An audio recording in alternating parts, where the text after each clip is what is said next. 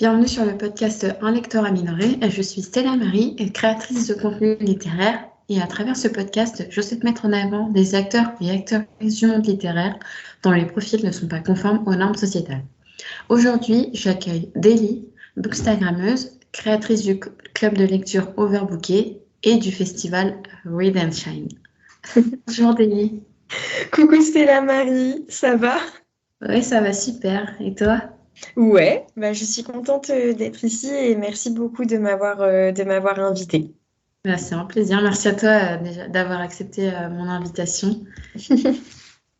Dans un premier temps, est-ce que tu peux te présenter pour les auditeurs et auditrices qui nous écoutent, s'il te plaît? Oui, en fait tu as déjà dit ce qui est le principal. Donc, je m'appelle Délie, j'ai 29 ans et j'ai créé la page Overbooké et le club de lecture du même nom, donc Overbooké, il y a bientôt 3 ans en fait. En janvier là, 2024, on va fêter nos 3 ans. Et sur la page Instagram, je partage des chroniques sur mes lectures. Et chaque mois, j'essaye d'organiser des book clubs. J'appelle ça book club, mais en fait, c'est un format un petit peu hybride parce que le plus souvent, je fais venir des intervenants extérieurs, des autrices et des auteurs. Ça ressemble entre un book club, une conférence et un cercle de parole. En fait, c'est à la croisée de ces trois formats différents. Et comme tu l'as dit aussi, j'ai créé le Overbooké Festival Read and Shine. Donc, on a eu la toute première édition en septembre, là, il y a 3 mois. Donc, ça va faire 3 mois bientôt. Écoute, au fil de cette interview, on va détailler toutes tes casquettes de créatrice de contenu. Ouais. Avant de débuter, est-ce que tu as d'autres passions à part la lecture? Oui, oui. Alors, j'aime beaucoup faire du sport. Je fais pas mal de sport. Bon, ça, je lis, mais on le sait. Avant, je faisais pas mal de choses manuelles quand j'étais plus jeune, et c'est vrai que j'ai un petit peu délaissé ça. Et sinon, j'aime bien chanter et danser. Ah, ok, intéressant. D'où la création du festival, on y reviendra. Exactement.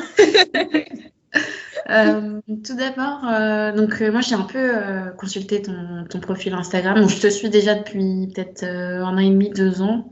Ouais. Je me suis rendu compte que, dès le début de ton compte, tu avais quand même une ligne éditoriale qui était assez engagée. Ouais. Est-ce que c'est quelque chose que tu as conscientisé en créant dès la création de ton compte ou tu étais déjà spectatrice de certains, comment dire, de certains faits et tu t'es renseignée et ensuite tu as créé ton compte? Alors, bon, ça dépend parce que au tout début du compte, j'avais une ligne encore un petit peu hybride. Je parlais à la fois de féminisme et d'antiracisme. Mais ça, c'est parce que déjà, la genèse ce compte, il est né en fait pendant le confinement, à une période où on était tous à la maison. Et comme pour beaucoup, ça a été une période aussi où je me suis beaucoup remise en question sur beaucoup de plans différents. Et j'ai trouvé refuge un petit peu dans la lecture. Et en fait, je me suis rendu compte qu'autour de moi, il y avait peu de personnes avec qui je pouvais discuter des sujets qui m'intéressaient tout particulièrement. Je crois que ma conscientisation, elle s'est affinée aussi au fur et à mesure de mes lectures, des rencontres que j'ai pu faire aussi avec les gens.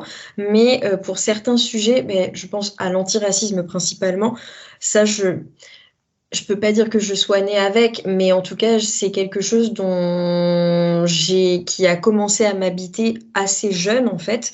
Moi, j'ai grandi en province. J'ai toujours grandi. Alors, bon, les personnes me verront peut-être pas, mais je suis métisse et j'ai grandi en province, dans une petite ville où en fait il y avait absolument personne qui me ressemblait, à part mon petit frère avec qui j'ai 5 ans d'écart. Et assez consciente, assez jeune, je me suis rendu compte qu'il y avait un problème dans notre société, que des fois j'entendais des choses qui ne se disaient pas, qui étaient en fait juste racistes. À la différence que, bon, à l'époque, on disait peut-être moins facilement que notre société était raciste que ce qu'on peut le dire aujourd'hui, même si ça reste encore compliqué. Mais du coup, je pense que pour les questions, en tout cas, de racisme et d'histoire du racisme, ça, je crois que j'en ai eu conscience assez tôt. Par contre, pour ce qui concerne le féminisme, c'est venu beaucoup plus tard. Et je pense pouvoir dire que c'est même grâce aux réseaux sociaux et j'avais déjà plus de 20 ans passés quand j'ai commencé à m'intéresser à ces questions-là de façon un petit peu plus politique. Mais et ensuite, je pense que ça s'est affiné aussi au fur et à mesure de mes lectures, des rencontres. Et je crois qu'on ne finit jamais d'en apprendre sur ces sujets-là et de se conscientiser, en fait.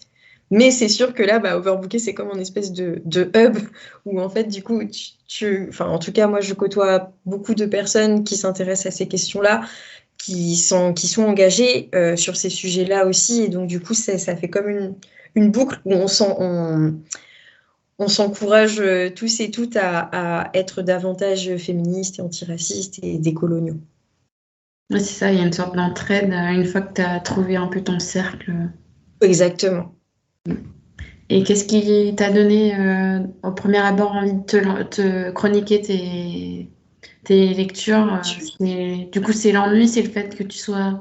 Ouais, alors je suivais beaucoup déjà depuis un moment et je pense d'ailleurs que c'est un des seuls comptes Bookstagram que je devais suivre.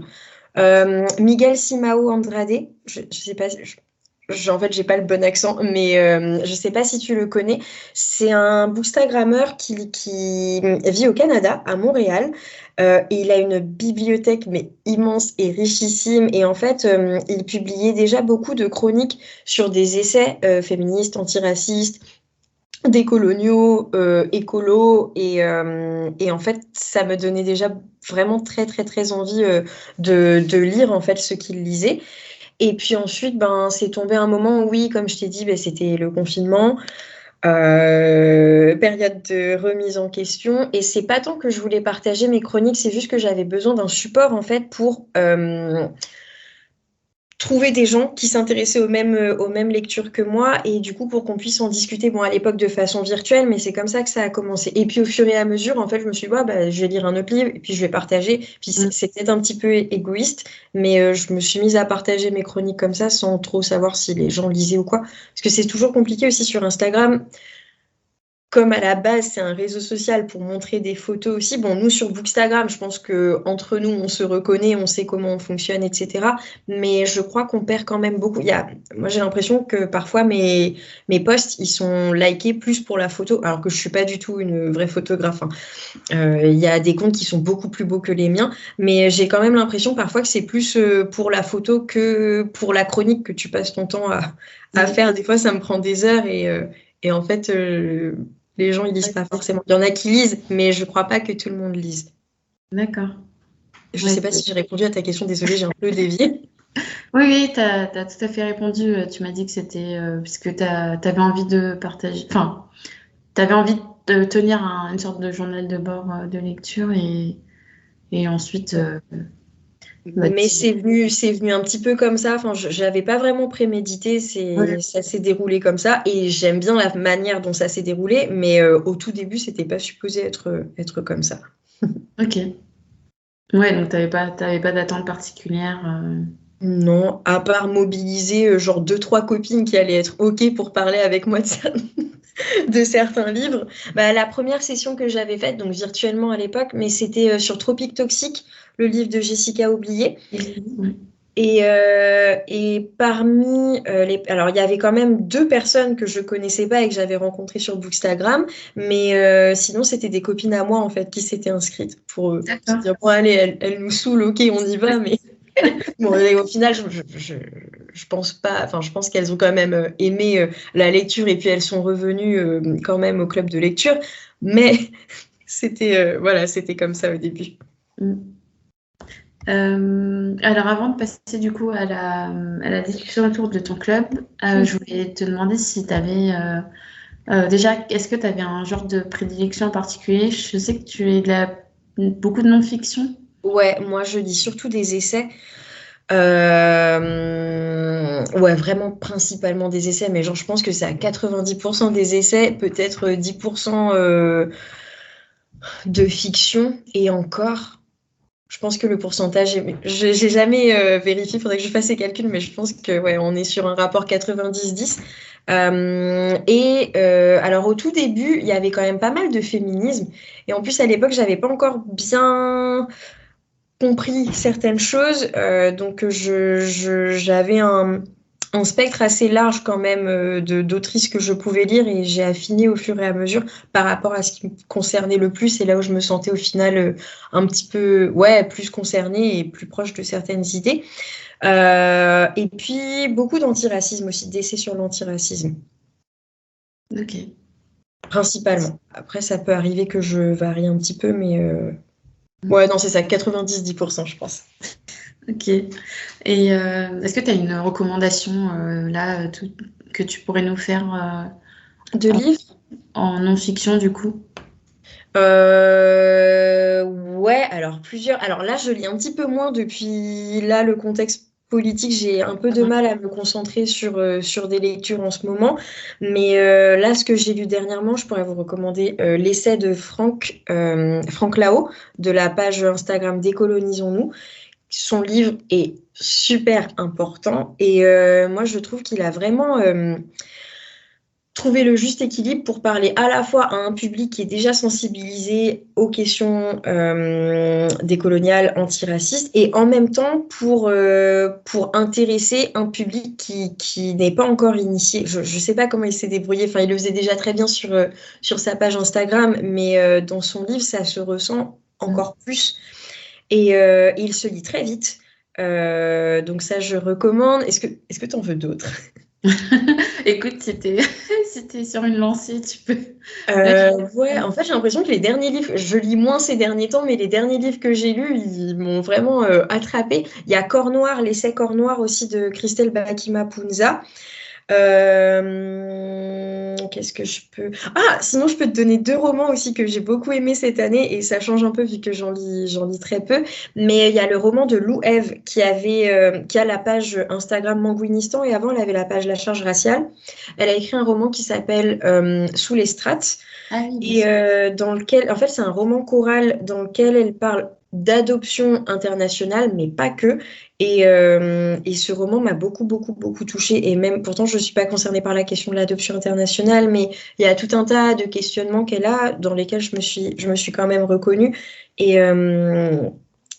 j'ai vraiment beaucoup aimé. Et sinon, un autre roman que j'ai lu un petit peu plus tôt, ah non, je l'ai lu en octobre, je crois, c'est le roman Mon Petit d'une autrice qui s'appelle Nadège Erika. C'est une des dernières chroniques que j'ai dû partager sur Instagram d'ailleurs. C'est l'histoire d'une fille qu'on suit d'abord quand elle est enfant. Elle est métisse et elle a été élevée par une maman et une grand-mère qui sont toutes les deux blanches, avec des frères et sœurs qui ont chacun des pères différents. Et on voit d'abord son enfance avec... Il y a à la fois beaucoup d'amour, mais en même temps, c'est une enfance un petit peu chaotique. Mm. Et puis ensuite, on la suit dans sa vie de jeune adulte où elle vit plusieurs drames. Et j'ai beaucoup aimé sa plume. Et je conseille aussi. Ok, bah, merci beaucoup. J'ai toutes les rêves, mais je les ai pas encore lus. Ah, bah, je t'encourage. Bah, merci beaucoup pour tes recommandations. On va passer à la partie sur ton club de lecture, donc Overbooké. Mhm. Déjà, est-ce que tu peux nous expliquer pourquoi tu as choisi ce nom? Parce que au tout début, donc bah, il y a 3 ans en fait, donc c'était la période où il y a eu un grand décalage entre la vie que j'avais à Paris où j'étais overbookée et puis le Covid qui a un petit peu bouleversé ma vie, mes habitudes, je suis rentrée chez mes parents, etc. Bon, comme pour beaucoup, mais du coup je me suis retrouvée un peu en PLS. Et puis je trouvais que ça faisait un joli clin d'œil à ma vie d'avant et à la vie que je voulais retrouver, mais aussi il y avait le côté des livres en fait. Et là j'avais envie de lire beaucoup, beaucoup, beaucoup. Alors sans trop savoir où ça allait me mener par rapport à cette page et le book club, mais en tout cas j'avais envie de lire beaucoup. Et puis j'avais fait plusieurs essais sur Instagram, puis Overbooké, je l'avais mis d'abord au singulier, c'était disponible, mais après je me suis dit, ah, j'ai quand même envie de faire un truc un petit peu plus collectif, et c'était disponible aussi au pluriel, du coup je l'ai gardé au pluriel. Et du coup, voilà, je suis née comme ça, overbookée pour un truc un peu collectif, même si j'ai une photo une illustration où c'est moi toute seule. Ça, c'est mon côté un peu mégalo. Mais sinon, l'idée, c'est quand même pour faire des rencontres, pour qu'on discute. Il y a aussi un espèce de truc où on essaie de s'entraider, de se confier si on a envie de le faire aussi et de s'élever aussi. Donc, je trouvais qu'Overbooker, c'était pas mal. Ça sonnait bien. Ok, bah, ouais, je comprends. La Et c'est démarche. à pas confondre, par contre, pardon, je rajoute, parce qu'il y a un podcast qui a le même nom que moi Ah, et elles n'ont rien à voir et elles sont nées après moi. ah, ok, tu es la précurseuse. Oui. Bah déjà, oui, donc t'es partie d'une page Instagram où tu faisais des chroniques de livres. Et qu'est-ce qui t'a amené à passer la barrière, on va dire, de la réalité Ben, le déconfinement. Le déconfinement et puis le retour à la vie active aussi parce que on avait fait plusieurs. Mais je pense qu'on a dû faire, je sais pas, au moins 6 ou 7 sessions virtuellement. Il faudrait que je fasse le décompte. Mais on en a fait vraiment beaucoup à l'époque où j'étais rentrée dans la ville de mes parents en province. Et donc on faisait les sessions de façon virtuelle et à chaque fois il y avait toujours des nouvelles personnes qui venaient et déjà je trouvais ça trop cool en fait de pouvoir discuter avec des gens. Puis il y a des autrices aussi qui ont accepté de participer. Enfin, je trouvais ça vraiment trop, trop chouette. Et quand je suis rentrée à Paris, dans ma vie de nouveau overbookée, et ben, je me suis dit que c'était peut-être l'occasion qu'on se voit pour de vrai, parce qu'en vrai, il y avait déjà des personnes pour lesquelles j'avais eu des coups de cœur. Alors même qu'on a commencé à se parler sur les réseaux sociaux et tout, et bon, ça aurait pu ne pas matcher, mais en fait, il y a des personnes avec lesquelles ça a vraiment matché et qui sont devenues des vrais amis. Et je trouvais cool qu'on puisse se voir pour de vrai. Et en fait, on a fait la première rencontre en septembre 2021 avec Jouy Bourguin, qui est une autrice que j'aime beaucoup et c'est devenu une copine aussi maintenant. Et cette première rencontre, on l'avait faite dans une librairie qui s'appelait La Moitrieuse dans le Marais. Et on était, je sais pas, 15, je pense, une petite quinzaine. Et j'avais encore plus aimé. Et je me suis dit, en fait, il faut continuer comme ça, en fait, faire des choses en présentiel. Et je- ça me plaît plus que de faire ça virtuellement, en tout cas. D'accord. Et est-ce que tu as eu une idée de comment tu allais le gérer, on va dire, sur le long terme Pas vraiment. D'ailleurs, il y a eu quand même pas mal de mois, même après le début des rencontres en présentiel, où ça a été un petit peu difficile parce que j'avais pas de modèle économique et j'avais même pas de librairie ou de lieu d'accueil en fait pour faire mes sessions de façon peut-être pas permanente, mais pouvoir être tranquille d'un mois sur l'autre parce que l'idée c'était quand même d'avoir ce rythme d'une rencontre par mois. Du coup, il y a eu pas mal de mois où c'était un petit peu compliqué et puis c'était, enfin, moi je connaissais pas encore du tout comment ça fonctionnait, mais du coup je me suis retrouvée dans des endroits où on me disait bon, ok, tu peux ne pas payer pour réserver la salle, par contre il faudra que tu t'engages à ce que les personnes consomment. Et en fait, il y a des fois des personnes qui venaient pas, du coup je payais la différence. Enfin, et tu vois, le but c'était pas que je m'endette personnellement pour ça. Et puis en fait, au bout de je pense que c'est à partir du mois de mai 2022, donc ouais, l'année dernière, ça fait 1 an et demi que j'ai commencé à faire mes rencontres à l'Harmattan. Et pareil, ça s'est fait un petit peu par hasard en fait. Je voulais faire un concours pour, je sais plus, peut-être les 1500 abonnés ou un truc comme ça, ce qui était énorme et ce qui est toujours énorme. Et donc, je suis allée les voir pour leur demander s'ils acceptaient de sponsoriser ce concours et d'offrir les livres. Et ils m'ont dit oui, et on me dit, ah, mais d'ailleurs, si vous faites un book club, nous, on a des salles de disponibles. Et je me suis dit, ah, trop trop. Et donc, du coup, bah, j'ai commencé à faire les sessions là-bas. Ça se fait à des conditions qui sont très, très, très arrangeantes pour moi. Et puis, l'Harmattan, en tout cas, l'équipe de l'Harmattan a toujours été cool avec moi, avec Overbooké, etc. Donc, du coup, pour l'instant, on est là-bas. Et il n'y a que quelques formats un petit peu différents que je fais en dehors. Ok. Et je me souviens plus de ta question du début, je suis désolée, du coup, je sais plus si j'y réponds.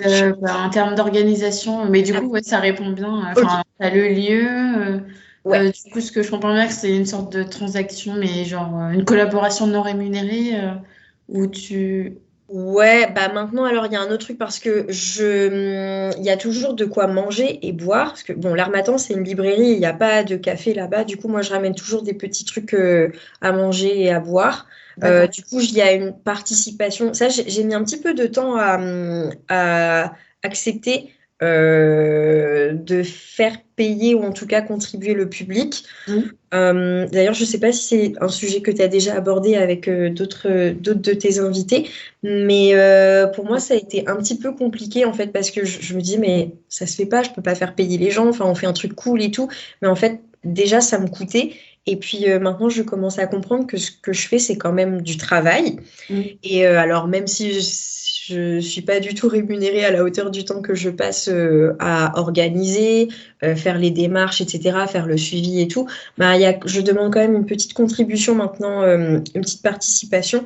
Et du coup, ça permet, ben, moi, de me payer de façon un petit peu symbolique et aussi de payer les petites choses à manger. Et puis, j'ai un petit partenariat avec l'Harmattan sur les livres qui sont vendus pendant les sessions. Donc ça permet d'arrondir un petit peu la contribution. D'accord.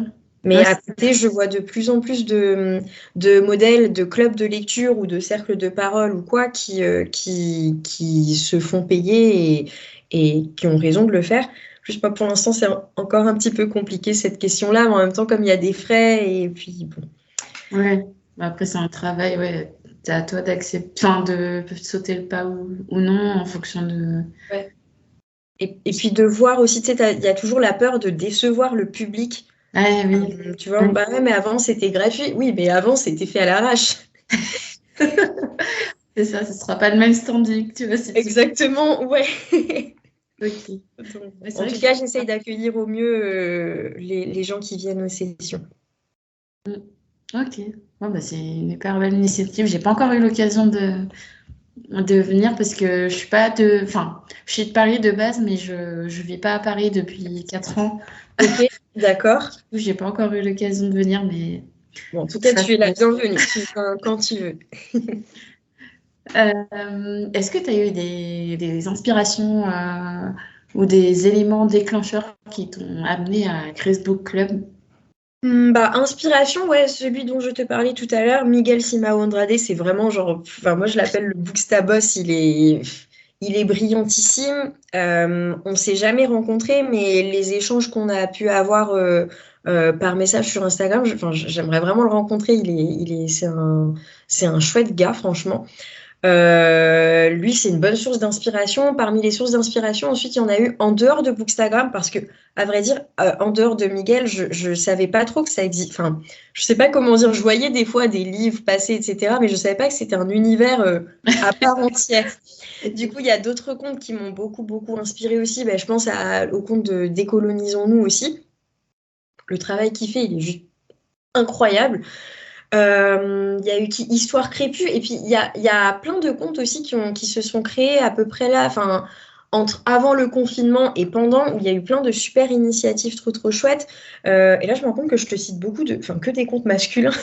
Il y a aussi des comptes féministes à l'époque qui m'ont inspiré, d'autres que j'ai continué de suivre, et puis d'autres desquels je me suis désabonnée parce qu'en fait, je me rends compte que c'est plus ce qui me plaît.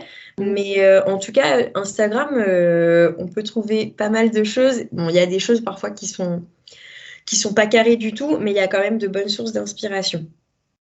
Ouais, c'est ça. Ouais, bah, moi, ouais, c'est ma principale source. Bah, Ouais, pour le podcast ou même pour les posts que je fais, j'essaye un peu de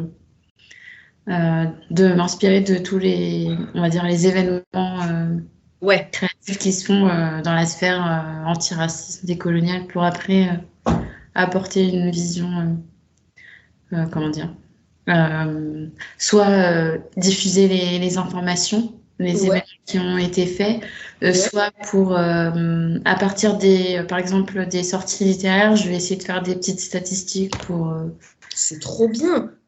pour évaluer un peu ce que je produis aussi. Mais c'est trop bien ce que tu fais. Merci.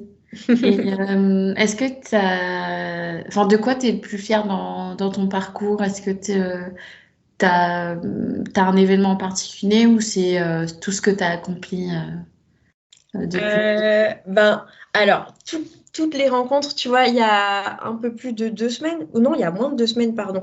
On a accueilli Franck pour le book club, et en fait, j'ai réalisé que toutes les sessions étaient trop bien. Et je sais pas comment dire, genre à chaque fois, je me dis non, mais là, c'est vraiment trop bien, mais celle d'après est aussi trop bien. Enfin, bon, je parle pas très bien, mais juste pour dire qu'à chaque fois, j'arrive à me surprendre de la qualité des échanges, du fait qu'on a quand même des auteurs et des autrices incroyables qui viennent. Enfin, c'est juste trop bien. Donc, toutes les sessions sont géniales. Mais là, dernièrement, il y a quand même eu le festival, et ça, je crois que c'est ma petite fierté, vraiment, parce que j'ai mis du temps pareil à réaliser ça et à m'attribuer le crédit, mais en fait c'était dans ma tête et j'ai réussi à en faire quelque chose pour de vrai.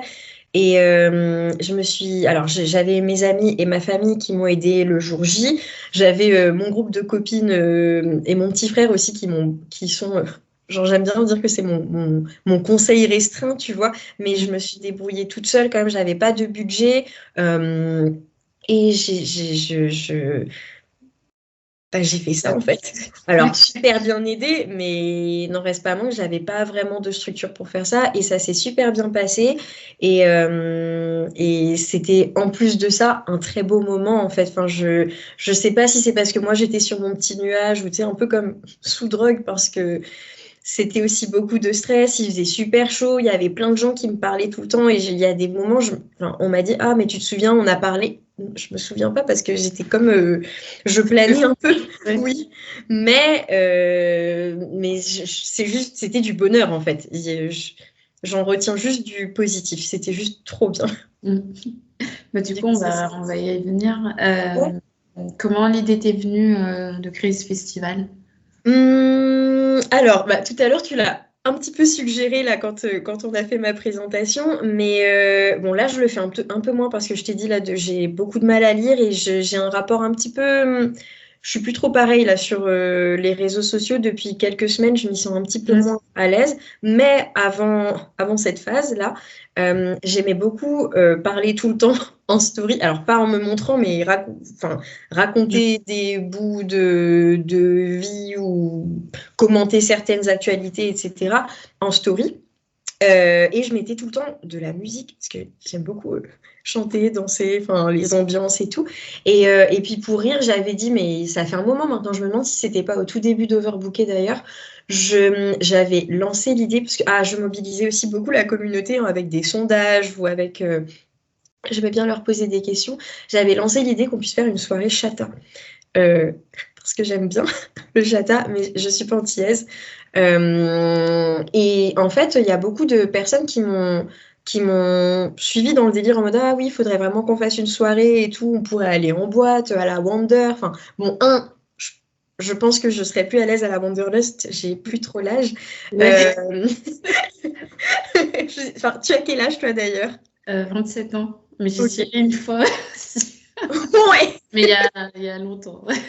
D'accord. Bah, moi, on a 2 ans d'écart. Moi, j'ai 29 et j'y suis retournée l'année dernière. J'avais 28 et c'était bizarre. Enfin, alors, je sais pas si. Non, enfin, j'ai vraiment senti que T'avais vu ta Mais en tout cas, toujours est-il que sur Overbook, il y a des gens qui m'ont dit ah, ce serait trop bien qu'on fasse une soirée ensemble et tout. Et bon, j'avais gardé cette idée, mais il fallait quand même que je trouve un truc un petit peu plus cohérent avec la ligne éditoriale. Genre, on parle de livres quand même. Et il se trouve que cette année, professionnellement parlant, ça a été un petit peu compliqué pour moi, notamment en début d'année. Et ma petite échappatoire, ça a été de réfléchir à un projet qui en dehors du boulot, allait pouvoir me maintenir un petit peu et allait pouvoir m'aider à me projeter sur des trucs cool. Et donc, j'ai une première idée de table ronde autour des représentations des femmes noires. Et je me suis dit, ah, mais je verrais bien telle intervenante, mais du coup, si je fais venir telle intervenante, ça ferait aussi de la matière pour alimenter une autre table ronde sur un tel sujet. Et en fait, ça s'est déroulé comme ça. Et du coup, c'est comme ça que, bah, sur le papier, le projet est né assez rapidement, mais ensuite, ça a été en parler aux intervenants, intervenantes, leur proposer un projet avec moi j'avais jamais organisé de festival, j'avais pas de quoi les rémunérer, j'avais même pas de salle encore, mais au final, au fil des rencontres aussi overbookées, j'ai un petit réseau qui s'est créé avec des personnes qui ont vu comment je travaillais et d'autres avec lesquelles j'avais pas encore travaillé, mais qui disaient, ah bah je sais que telle pote, elle a déjà fait le book club, donc je pense que ça peut le faire. Et au final, j'ai été assez surprise, mais les gens m'ont suivi dans le délire, en fait. Puis ensuite, j'ai trouvé une salle, donc la Maison de la Conversation dans le 18e arrondissement, à des conditions qui étaient cool. Et puis ensuite, j'ai une de mes meilleures amies, je suis copine avec elle depuis la 6e, qui elle est graphiste, et elle m'a dit, ah bah écoute, si tu fais ça, moi si tu veux, je peux te faire la direction artistique. J'ai dit, waouh! Et donc, elle a fait un super boulot, et en fait, ça s'est déroulé comme ça. Alors, c'était beaucoup, beaucoup, beaucoup d'heures de travail. Je crois que j'ai jamais travaillé autant. C'était vraiment beaucoup d'heures de travail. Puis, tu as toujours des imprévus, en fait. Donc, il y a des moments où ça n'allait pas trop parce que tu t'y purée. Non, en fait, j'ai plus l'énergie, j'ai plus la force. Enfin, si ça va être nul, tu sais, tu n'as jamais la garantie que ça va bien se passer, en fait, jusqu'au dernier moment. T'as beau y mettre toute la volonté du monde, il y a des moments où tu dis, bah, en fait, non, il se passe ça, bah, en fait, ça va pas le faire. Et en fait, j'ai beaucoup travaillé, j'ai été bien entourée aussi, mais j'ai eu aussi beaucoup de chance parce que ça s'est vraiment, vraiment bien passé et j'ai été hyper surprise du fait que les gens bah, au début, c'était une blague, cette histoire de on va se faire une soirée. En fait, ils sont venus quand même, mais ça, c'est aussi parce que le line-up était incroyable. Enfin, j'avais un line-up vraiment. Toutes les conversations, enfin, toutes les tables rondes que tu as organisées. Ouais. D'ailleurs, est-ce que on peut faire un retour sur chaque conversation qui a été abordée? La première, c'est les livres pour se retrouver quand Bookstagram crée des communautés pardon, en pouvoir vente. Ouais. L'intitulé était un petit peu long et on m'a dit ensuite qu'il était un petit peu difficile à comprendre. Du coup, on peut peut-être revenir un petit peu aussi sur la définition. Donc, Bookstagram, bon, je pense que les gens qui écoutent ton podcast savent ce que c'est de toute façon. Mais donc, c'est les communautés de gens qui adorent la lecture et qui partagent leurs avis de lecture sur Instagram. Mais ça peut se décliner aussi. Ça peut être Booktube pour les gens qui font des vidéos YouTube de leur lecture, BookTok aussi pour celles et ceux qui sont sur TikTok. Et moi, je voulais parler de Bookstagram parce que c'est quand même par là que j'ai commencé, même si je savais pas du tout ce que c'était au début, mais je me suis bien prise au jeu. Et je trouvais qu'il y avait plein de personnes que j'aime trop et qui sont hyper douées et j'avais envie de les faire participer en fait à ce festival et puis je sentais aussi que ça pouvait bien matcher entre elles. Et pardon, j'ai oublié de définir aussi empouvoirante. Ça c'est plutôt pour le côté ça nous donne de la force, ça nous permet de nous émanciper et tout. Bon, là je suis partie parce que moi dans mon prisme Bookstagram, j'essaye de partager en tout cas des contenus antiracistes, afroféministes aussi. Et je trouve qu'il y a quand même cette notion d'empouvoirment. Après, bon, on peut en faire ce qu'on veut et en l'interpréter comme, de différentes manières. Mais moi, il y avait ce côté-là. Et puis, en fait, au début, je ne crois pas que c'était l'intitulé d'ailleurs. Il me semble que c'est Anna de la page Dîner Livresque qui m'a dit qu'elle trouvait que le mot empouvoirment, ça pouvait être vraiment percutant. Et bref, je fais un long détour, je suis désolée, je reviens à mes moutons. Mais donc l'idée, c'était que les filles puissent discuter entre elles et avec le public de leur expérience en tant que bookstagrammeuses, qui partagent des contenus différents. Mais moi, je trouve qu'on avait quand même une certaine... comment dire, il y avait quand même des trucs qui nous rassemblaient, même si on lisait pas forcément les mêmes choses, on partageait pas forcément les mêmes choses, on n'avait pas forcément les mêmes avis. Et donc, elles ont partagé leur expérience de Bookstagram. La conversation était animée par Jeannot Selivre, qui a fait un super boulot aussi. Et j'étais un peu fière d'avoir quand même bien trouvé les profils qui allaient bien fonctionner pour rendre cette discussion intéressante et enrichissante aussi.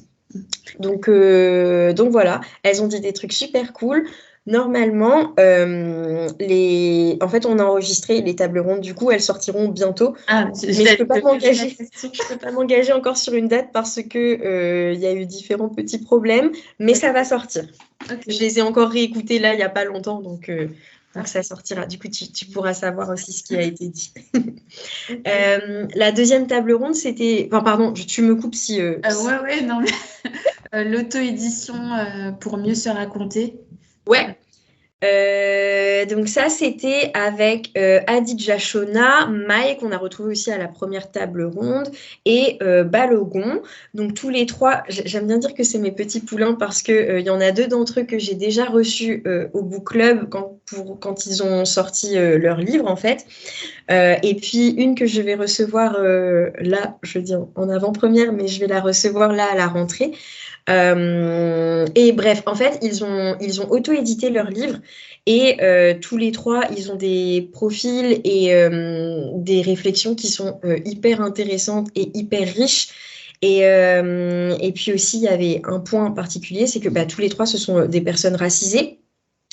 Qui ont pourtant des médiums différents et qui parlent de choses différentes, mais on retrouve quand même aussi le fait que c'est important de pouvoir s'écrire, de pouvoir partager son expérience et d'être lu par des gens qui nous ressemblent et des gens qui nous ressemblent pas non plus. Mais en tout cas, moi je sais, alors que je lis pourtant peu de non-fiction, mais j'ai quand même été hyper transportée par ce qu'ils ont écrit.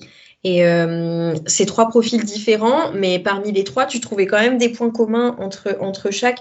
Je pense notamment à Mai et Adidja, qui toutes les deux, alors Mai, elle a écrit sur son retour dans son pays d'origine, qui est le Vietnam, et Adidja, elle a écrit de la poésie, mais dans son recueil de poésie, elle parle aussi de son retour dans son pays d'origine, c'est les Comores. Et toutes les deux, elles ont une expérience différentes et en même temps qui peut parfois se retrouver de leur retour au pays, en fait. Et puis il y a Balogun aussi qui fait des liens entre architecture et lutte sociale et sous forme de... Je crois qu'il appelle ça un roman graphique. Sous forme de roman graphique, il arrive à véhiculer aussi beaucoup de choses. Enfin bref, je trouvais intéressant aussi qu'ils puissent parler tous les trois et puis aussi de leur donner de la visibilité à ma petite échelle parce que leur travail mérite d'être vu et lu et de circuler aussi. J'invite tous les auditeurs et auditrices à découvrir les projets de chaque intervenant et intervenante. Ouais.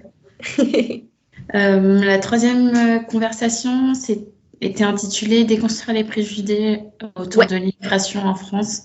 Ouais. Et c'était un format un peu différent parce que ce n'était pas vraiment une table ronde, c'était plutôt quelque chose d'interactif avec le public.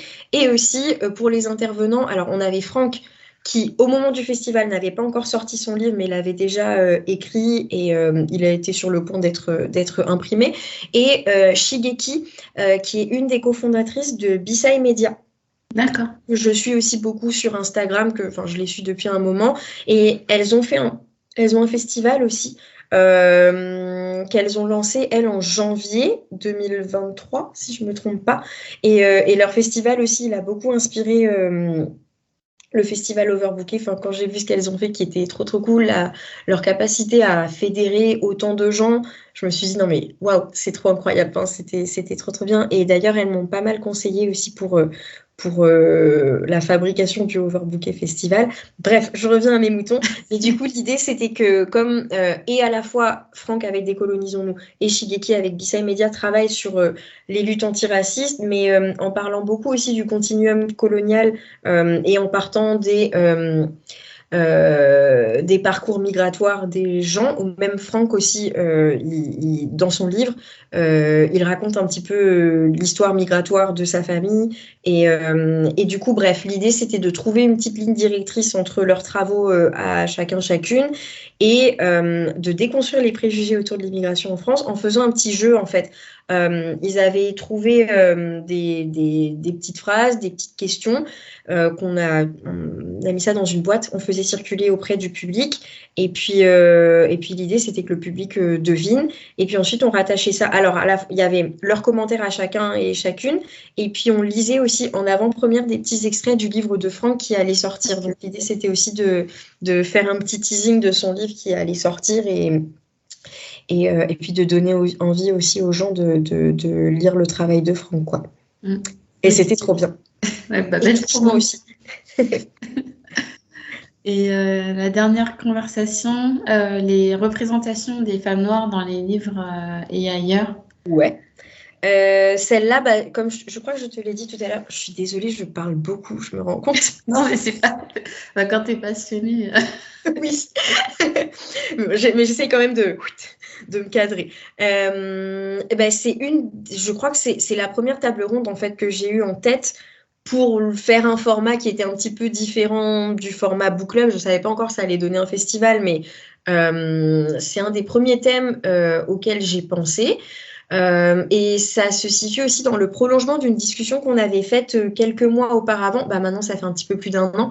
Mais avec Jamila Ribeiro et Paola Anacaona, on avait fait une session qui s'appelle Être une femme noire en France et au Brésil. Et c'était trop bien, trop enrichissant et impressionnant aussi parce que c'était la première fois que j'avais une autrice voilà, de rang international qui venait. On a fait la session du coup en français, un peu anglais et portugais brésilien. Donc ne serait-ce que pour ça, c'était une organisation qui était un petit peu différente, mais en plus d'avoir Jamila Ribeiro, c'était waouh. Et puis c'était super touchant aussi parce qu'on avait axé cette discussion avec Paola sur des partages de témoignages en fait. On avait invité les filles.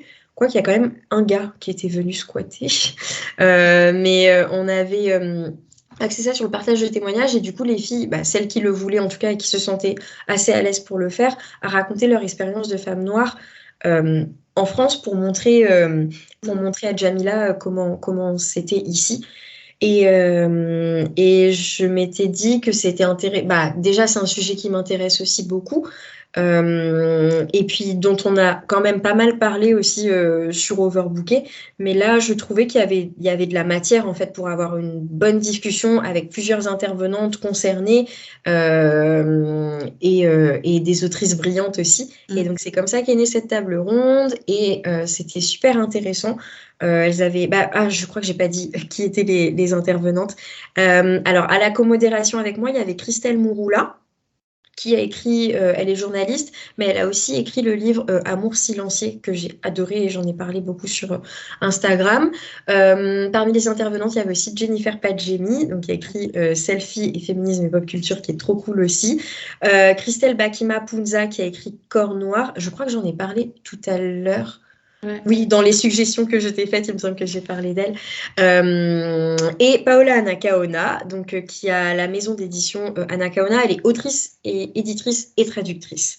Et du coup, les trois ont apporté leur vision sur ce sujet-là. Elles nous ont donné aussi d'autres pistes de lecture. Et c'était super cool. Et pareil, on essayait de garder aussi à chaque fois un petit temps de questions-réponses. Et du coup, il y avait toujours des réflexions aussi super pertinentes des gens du public. Enfin, c'était trop, trop cool. Du coup, voilà le festival. Et normalement, ça devrait sortir d'une manière ou d'une autre. Et puis, il y aura, j'espère, une deuxième édition de festival. Ok. Je te le souhaite en tout cas, parce que c'était une très belle initiative. Merci. Et j'espère que tu pourras être là. Ah, merci. Oui, je vais essayer. Et ouais, avec tout ce que tu fais sur les réseaux, est-ce que ton but là maintenant, c'est de pérenniser ton book club et ton festival ou tu as d'autres projets en cours sur lesquels tu travailles à côté? Alors là, je t'avoue que pour l'instant, je délaisse Instagram. J'espère y revenir un jour, mais c'est moins ce qui m'intéresse. Même si en même temps, Instagram, c'est quand même un bon support pour avoir de la visibilité quand même, parce qu'au final, le festival, les book clubs, c'est bien beau, mais il faut bien que les gens sachent que ça existe. Et puis aussi, pour avoir d'autres opportunités, c'est quand même important d'avoir cette page. Mais là, pour l'instant, en tout cas, partager mes chroniques, je suis pas trop dans le mood. Mais du coup, ouais, l'idée, ce serait quand même de maintenir le club de lecture. Tant que j'arrive à le faire, je vais continuer. Mais après, le truc, c'est que pareil, il faut avoir les idées, il faut avoir les bons intervenants, intervenantes, il faut que ce soit du plaisir. Pour ça, ça veut dire aussi qu'il faut que j'arrive quand même me structurer et avoir un modèle économique, l'air de rien, parce que en plus, à côté de ça, c'est quand même un milieu assez concurrentiel. Ok, ouais, c'est vrai que Et compte, enfin, le nombre de book clubs antiracistes qu'il y a sur Paris, je sais pas, enfin, j'arrive pas trop à m'en rendre compte.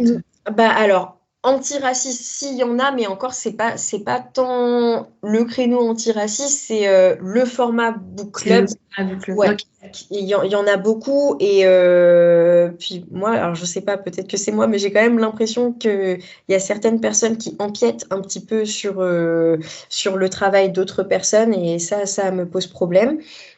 Mais sinon, ce qui m'intéresse, là, maintenant que j'ai fait le premier festival, bon, alors c'est sûr que c'est beaucoup plus de travail, etc. Mais le format était juste génial. Juste maintenant, il faudrait que j'arrive à trouver, parce que comme je l'ai dit tout à l'heure, j'ai fait sans budget.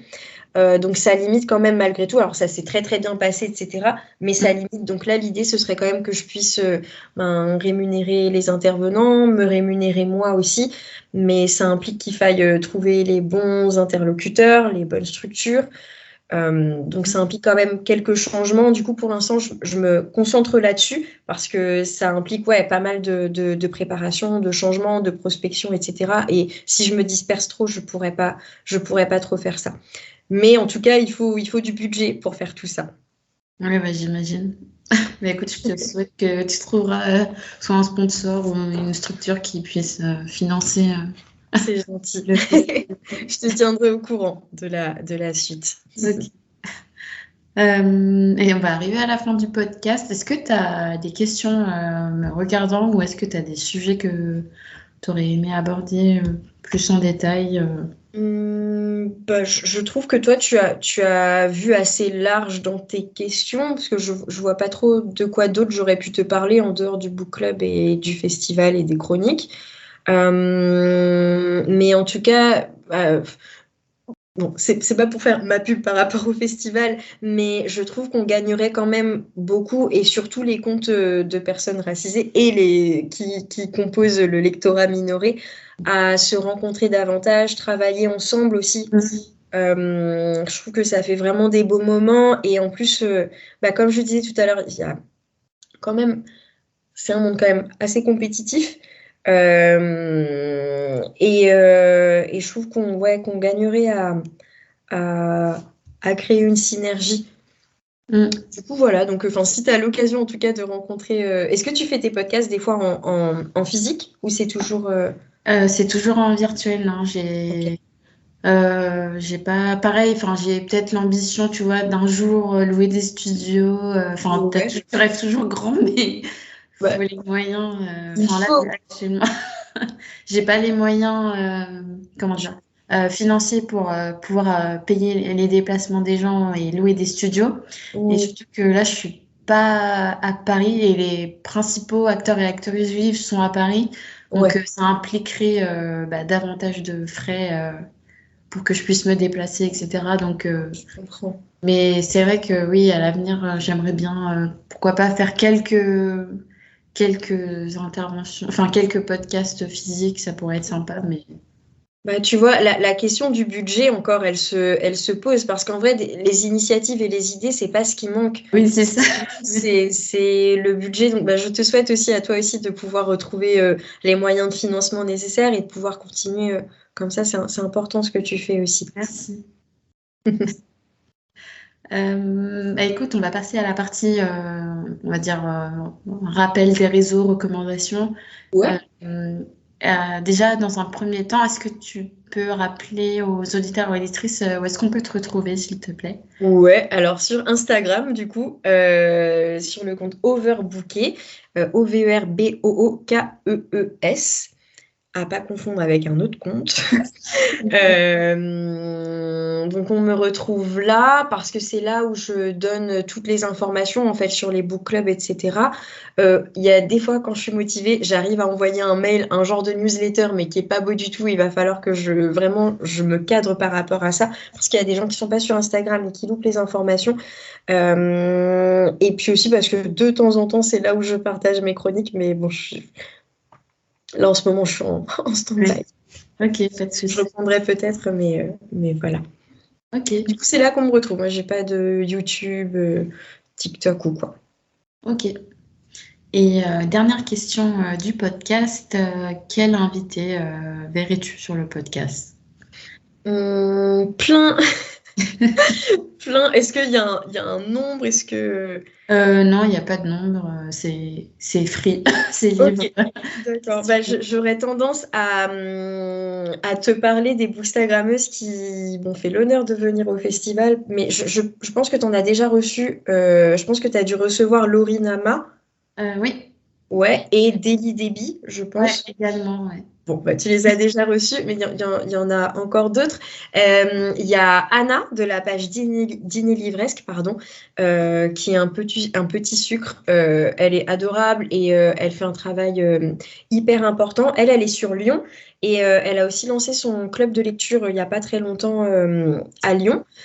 Et puis Maï de la page du coup Les Lectures de Maï sur laquelle elle partage ses chroniques, ses chroniques littéraires. Elle parle aussi beaucoup de pensée décoloniale et de littérature vietnamienne, parce qu'elle est d'origine vietnamienne. Mais là, je suis sûre qu'elle va me disputer quand elle entendra le podcast, qu'elle n'arrête pas de dire oui, mais je poste moins en ce moment, je suis pas très régulière, etc. Mais ce qu'elle a posté jusqu'à présent, c'était hyper important. Elle m'a donné aussi beaucoup d'idées lecture. Et elle a une autre page, du coup, MyVey, sur laquelle elle parle de son livre, en fait, qu'elle a écrit, parce qu'elle a les deux casquettes. Ça Et marche. aussi, bon, Jeannot Olive, qui était ma modératrice, bon, là, c'est un lectorat minoré, donc, mais en tout cas, elle fait aussi un super boulot et je la considère comme une très, très bonne amie et alliée. Ok. Bah écoute, je la mentionnerai quand même Ok. sur le podcast par respect parce que je recense toutes les recommandations. Mais en vrai, il y en a encore plein d'autres hein, qui sont trop chouettes. Miguel Simao Andrade aussi, enfin, Ok. brillantissime. Enfin, et il y en a d'autres, mais c'est vrai que j'aime bien quand même mettre en avant ben, Ceux les qui t'ont profils. soutenu, oui, Ouais. ouais, c'est normal. Ok. Bah, merci beaucoup pour toutes ces recommandations. Bah, merci à toi, Stella. C'était trop cool. C'est passé vite, mais je pense que c'est parce que j'ai beaucoup parlé. Non, mais c'est parfait. Alors moi, j'aime bien quand on est... Tu sais, je suis pas forcément dans cette dynamique où il faut qu'il y ait une hiérarchie, interviewé, tu vois. Si la personne, elle se sent de pas prendre le lead, mais je veux dire parler sans forcément que j'ai besoin de rebondir à chaque fois, Ok. c'est pas grave.